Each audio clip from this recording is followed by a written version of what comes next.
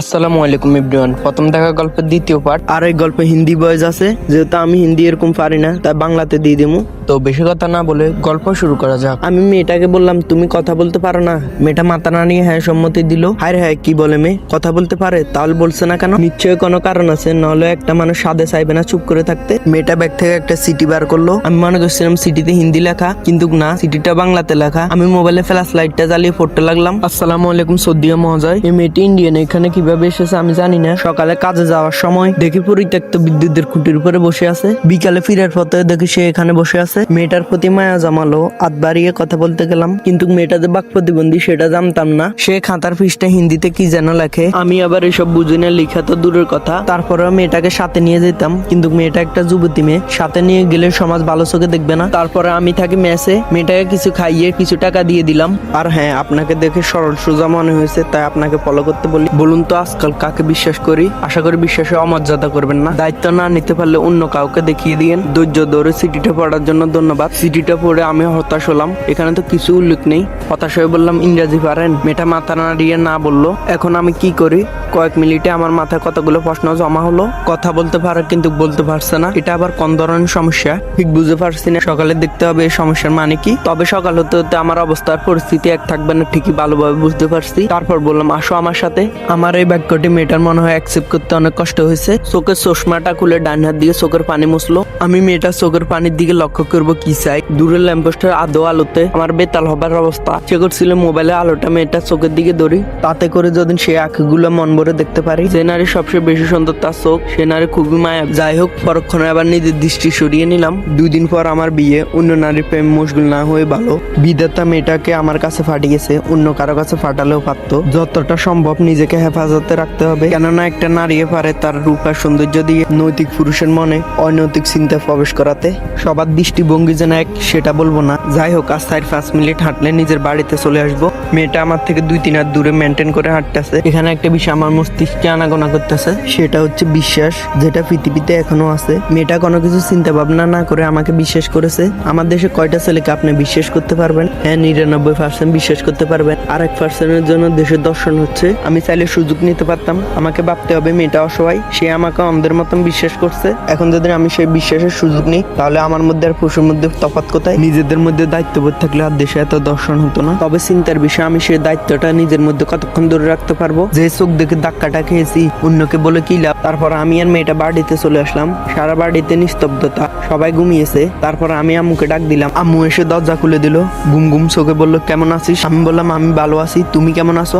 আম্মু বললো, আমিও ভালো আছি, আয় ভিতরে আয়। আমি বললাম, আম্মু। আম্মু বললো, কি? আমি বললাম, আম্মু আমার সাথে আরেকজন আছে। আম্মু বললো, তোর বন্ধু বান্ধব এসেছে। আমি একটু সরে দাঁড়ালাম। আম্মু তো মেয়েটাকে দেখে বুড়ো কুচকে আমার দিকে তাকিয়ে আছে। তারপর আবার ঘরে গিয়েছে, মনে হচ্ছে আব্বুকে ডাকতে গিয়েছে। হ্যাঁ, ঠিক তাই হয়েছে। একটু পর আব্বু আর আম্মু আসলো। যদিও অপরাধী না, তবুও ভয়টা বেড়ে যাচ্ছে। আব্বু বললো, তুই বিয়ে করেছিস? আমি বললাম, আরে আর আব্বু। আব্বু বললো, থাক, আর কিছু বলতে হবে না, তুই তো আর ছোট নিজেন, তোর গায়ে হাত তুলবো। তারপর বললাম, কি বলছো এসব? আব্বু বললো, মেয়েটাকে নিয়ে ভিতরে আসো। যাক, পরিস্থিতি যতটা ভয়ঙ্কর ভেবেছিলাম ততটা হয়নি। আমি ড্রেস চেঞ্জ করে গোসল করার জন্য ওয়াশরুমের দিকে পা বাড়ালাম। বুঝতে পারলাম আমার 2 বোন আমার উপরে রেগে আছে। আব্বু আম্মুর হাত থেকে বাঁচা গেলেও ওদের হাত থেকে বাঁচা যাবে না। এখানে আরেকটা বিষয় হচ্ছে, আমার 2 বোন জমজ, 2 জনের নাম হিয়া তিয়া। আমি মাঝে মধ্যে কনফিউজ হয়ে যাই কোনটাকে। আমার পক্ষ থেকে করা নিষেধ, 2 জনে একই ডিজাইনে ফরক করতে পারবে না। আমার কথা একানা মূল্যায়নে 2 বোনের কাছে। খাবার টেবিলে এসে হার্ট অ্যাটাক হওয়া জোগাড়। বড় বড় নিঃশ্বাস নিতে লাগলাম। এ মেয়ে এতক্ষণ আমার সাথে এসেছিল, ও মাই গড, দেখে মনে হচ্ছে একদম পরি। এছাড়া আমার কাছে অন্য কিছু মনে হচ্ছে না। একটা মেয়ে যেন এত রূপবতী হতে পারে, এই মেয়েটাকে না দেখলে বুঝতে হবে না। এই মেয়ে নিজের দেশ ছেড়ে আমার দেশে এসে পদভ্রষ্ট হয়। এর বাবা মা কে? এ আমাদের দেশে কিভাবে আসলো? জানার বেশ কৌতূহল মনের মধ্যে তৈরি হলো। মেয়েটা আপাতত বোবা, কিভাবে জানবো? আম্মুকে দেখলাম খুবই হাসি খুশি, মুখটা উজ্জ্বল। একটু আগে তো আশ্বিন মাসে পশ্চিম আকাশে মেঘের মতো মুখটা কালো করেছিল। তার মানে আম্মু ছেলের বউ হিসাবে পছন্দ করেছে। আচ্ছা, এখন আমি কি করব ঠিক বুঝে পাচ্ছি না। এখন যদি বলি এই মেয়ে আমার স্ত্রী না, তাহলে অনেকগুলো প্রবলেম দেখা দিবে। প্রথমত 2 দিন পর নিজের খালাতো বোনকে বিয়ে করতে হবে, আর খালাতো বোনকে বিয়ে করলে একে এর গন্তব্যে পৌঁছে দিতে পারবো না। দ্বিতীয়ত, আব্বু আর সমাজ কোনোভাবে সায় দিবে না। মেয়েটিকে আমার সাথে স্ত্রী হিসেবে পরিচয় দিলে যেখানে সেখানে নিয়ে যেতে পারবো, আর মেয়েটি বিন্দু বিন্দেশি, সে বাংলা বুঝে না, পরে না হয় তাকে বুঝিয়ে বলবো। আর মেয়েটা মুখ ফুটে বলতেও পারবে না সে আমার বোন না, যেহেতু বিধাতা মেয়েটার দায়িত্ব নিতে আমাকে দিয়েছে, আমি দায়িত্বের অবক্ষয় করতে পারবো না। যত বিপদ হোক মেয়েটার সাথে থেকে মেয়েটাকে মেয়েটার দেশে পৌঁছে দিতে হবে আমাকে। আম্মু আমার কাছে আসি আস্তে আস্তে বলতে লাগলো, হিমেল মেয়েটাকে বোবা। আমি বললাম আম্মু জোরে জোরে বলো, কোনো সমস্যা নেই, মেয়েটা বাংলা বুঝে না। আম্মু বললো মানি? আমি বললাম বিন্দেশি। আম্মু বললো বলিস কি?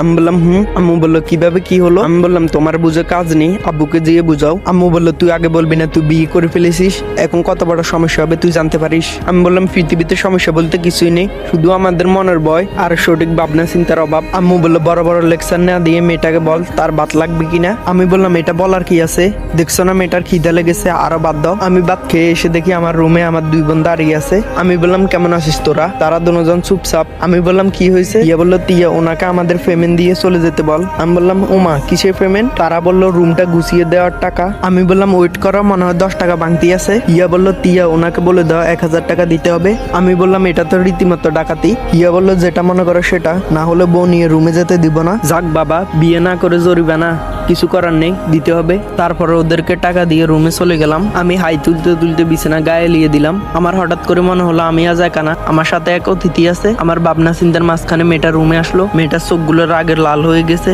আমার বুঝতে দেরি হলো না কেন। আমি বললাম এটা ইন্ডিয়া নয়, এটা বাংলাদেশ। আমি বললাম তুমি আমার বাপকে চিনো? আমি যদি বলতাম তোমাকে আমি চিনি না, আমাকে ঘর থেকে বের করে দিত। মেয়েটা আমার কথা একটু নরম হলো, বুঝতে পারলো আমি পরিস্থিতির শিকার হয়ে তাকে বউ বানিয়েছি। আমি বিছানা থেকে একটা বালিশ নিয়ে পড়লো শুয়ে পড়লাম। ঘুমানোর আগে মেয়েটাকে বললাম তোমার নাম কি? আবার মনে মনে ভাবলাম ও তো কথাই বলতে পারে না। আমি বললাম তোমার নাম দিলাম আমি পরি। আমি যখন পরি বলে ডাক দিব মনে করবা তোমাকে ডাকছি। মেয়েটা মাথা নাড়িয়ে সম্মতি জানালো। আমি চোখটা বন্ধ করে ভাবতে লাগলাম মেয়েটা এখনো আমাকে বিশ্বাস করছে। কে মেয়ে, কোথা থেকে আসলো, আর ওর বাবা মা কোথায়? তারপরে ঘুমিয়ে গেলাম। ঘুমের ভিতরে বালিশটাকে জড়িয়ে ধরে রাখলাম আর বালিশের ভিতরে নাক ঘষি। তারপর কিছুক্ষণ পর আমার ঘুম ভেঙে গেল। দেখি বিছানায় পরি আমার দিকে তাকিয়ে হাসছে। তারপর আমি লজ্জায় পড়ে গেলাম। লজ্জায় আমি একদম শেষ, না জানি ঘুমের ভিতরে কি অঙ্গভঙ্গি করেছিলাম। আর এই গল্পটা আপনাদের মাঝে কেমন লাগছে? যদি ভালো লেগে থাকে তাহলে একটা লাইক দিয়ে দিবেন সবাই, আর একটা সুন্দর কমেন্ট করে দিবেন। তো নেক্সট পার্টে দেখা হচ্ছে।